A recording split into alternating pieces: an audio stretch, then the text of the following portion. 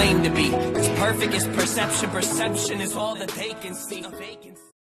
Hi everyone, it's me, Michael Anchors, Automax, my music channel, Michael Anchors Music, and welcome to a brand new series of my first autism related series, Autism. Autism is the first ever episode of this 5-part series, which will be every Thursday at 9 PM in April, in celebration of Autism Awareness Month, which is April.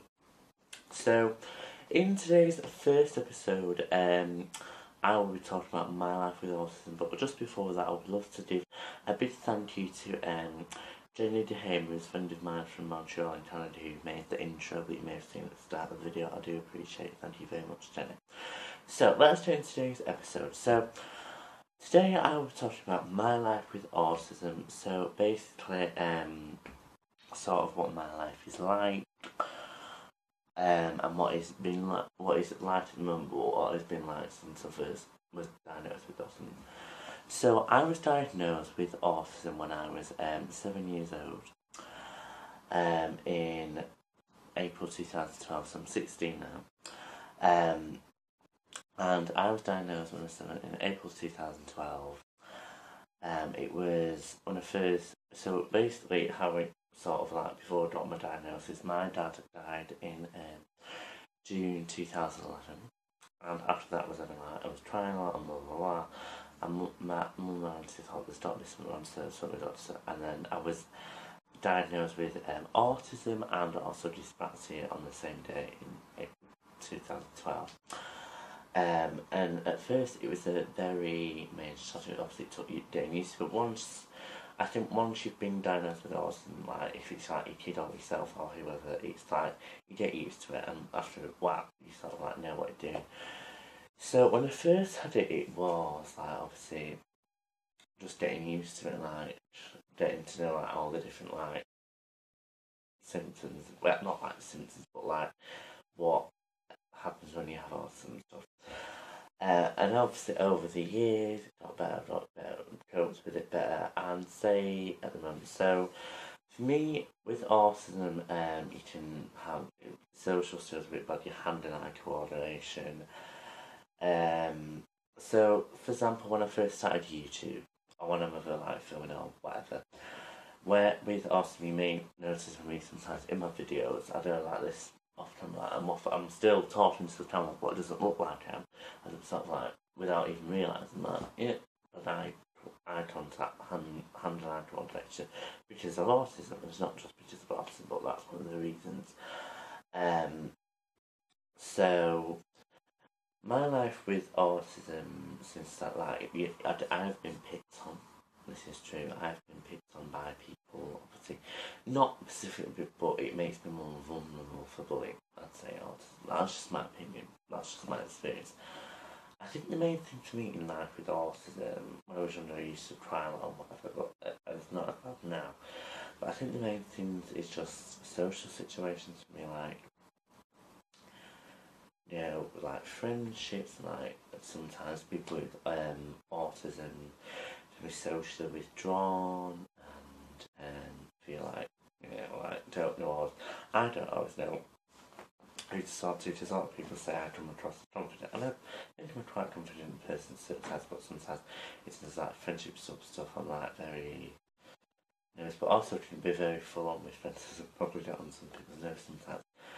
I think life with autism, it's different for everyone. You know, some people with autism can't speak, so they may have to obviously find other ways of like communication. A lot of people with autism can't speak.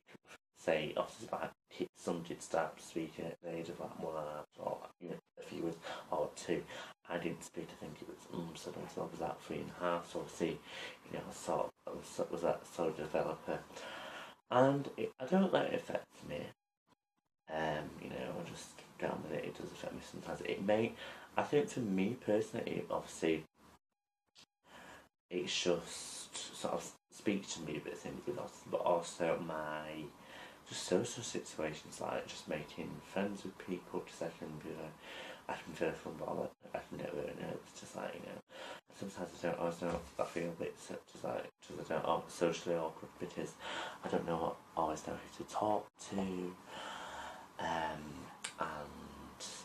I mean I do have a lot of good friends. I've said a lot of friends who are, who have autism or know someone with autism, not just me. But it's very, sometimes it's very nerve-wracking, and I've had lots of good friends, but with my autism, sometimes I can I'm not used to serious, but I can message people too much, or I can maybe too much probably that's inside of me. For example, one of my friends last year, who was from America but he moved to England many years ago. I knew him for years and I didn't see him for a few years, and then whatever. I messaged him a lot and he was very annoyed with me about that, and we sort of, fell out and stuff. But I still have a lot of good friends, and I think me also, I'm just like, I just want to make new friends, but also keep my, old friends, like people I've known for a few years or whatever. And I think it's very important to me. I think I was having a discussion with this in February because I was being interviewed by a YouTuber called the TV Show, you may know of, and he said, make sure obviously like when you got someone awesome like me or someone, make sure to get them involved. Like, people with autism, like he said, are very supportive, and I hope I'm a very supportive person. I hope other people say, but I know other people with autism who love to like chat to you, or like always support you and always message you, see how you're doing. And I love that. I've got some autistic friends. But yeah, I do really appreciate it. I think as well with life with autism, it's just like once you've had it for a few years, it's not, or once you've been diagnosed with it, it's very. But I think some people do obviously still judge you, might get bullied at school, and obviously just find support, talk to people, raise awareness if you can. So I'm really sort of just going to full life. So I was diagnosed when I was 7, and then in primary school it was okay. I feel like I was more supported with it in secondary school though, and it was very good. I got to talk, obviously, but I raised awareness. I went to a few different local primary schools and talked about it with younger kids, and met one or two kids who had autism themselves, or one of them had a cousin with autism, and it's just, I like to sort of raise awareness for it, like I'm doing now with this series, and it can be very challenging, very emotional sometimes, because I do myself. And I can get very stressed easily. So, and that's one of the things I'll be talking about later in the series, is how to sort of keep people calm with autism, make them feel safe, make them feel happy, and, sort of how to be calm and everything. And yeah, and I think that's pretty much all I want to say for this episode.